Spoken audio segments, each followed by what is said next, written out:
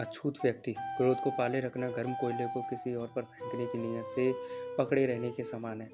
इसमें आप ही जलते हैं और ये कहानी भी अछूत व्यक्ति में भी यही बताया गया है।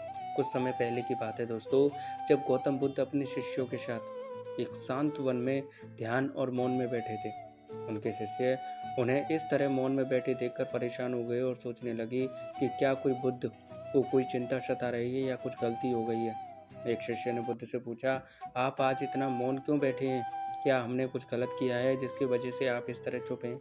एक और शिष्य ने पूछा, क्या आप ठीक हैं? क्या आपके स्वास्थ्य में कुछ समस्या है? बुद्ध ने अपने मौन को नहीं तोड़ा और वो कुछ भी नहीं बोले। वे शांत बने रहे और अपने ध्यान में लिपटे रहे। तभी दूर से एक व्यक्ति आवाज में बढ़ोतरी से बोला, आज मुझे सभा में बैठने की अनुमति क्यों नहीं दी गई?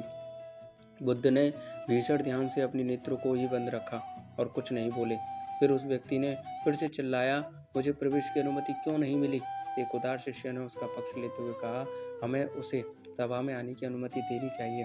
बुद्ध ने अपनी आंखें खोली और शांतता से बोले, नहीं, वह अछूत है और आज उसे सभा में आने की अनुमति नहीं दी जा सकती। यह सुनकर उनके शिष्य बड़े हैरान हो गए। उन्होंने पूछा, परंतु हमारे धर्म में तो जाति पात का कोई स्थान ही नहीं है, तो वह व्यक्ति अछूत कैसे हो सकता है? बुद्ध ने समझाया, वह आज क्रोधित होकर आया है और क्रोध से जीवन की एकाग्रता टूट जाती है और क्रोधी व्यक्ति प्राय मानसिक हिंसा कर बैठता है, इसलिए आज उसे सभा में आने की अनुमति नहीं दी जा सकती। मॉरल, इस कहानी से हमें ये सीखने को मिलता है दोस्तों कि हमें जाति, रंग, धर्म के आधार पर किसी को अछूत या अपरिपक्व नहीं मानना चाहिए। व्यक्ति के गुणों और कर्मों के आधार पर ही उसका मूल्यांकन करना चाहिए। क्रोध से जीवन को हानि होती है, इसलिए हमें क्रोध से बचकर शांत रहना चाहिए और एक शांत मन से जीवन को जीना चाहिए, क्योंकि क्रोध को पाले रखना गर्म कोयले को किसी और पर फेंकने की नीयत से पकड़े रहने के समान है। इसमें आप ही चलते हैं।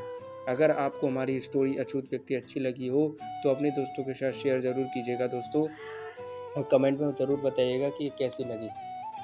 थैंक यू दोस्तों।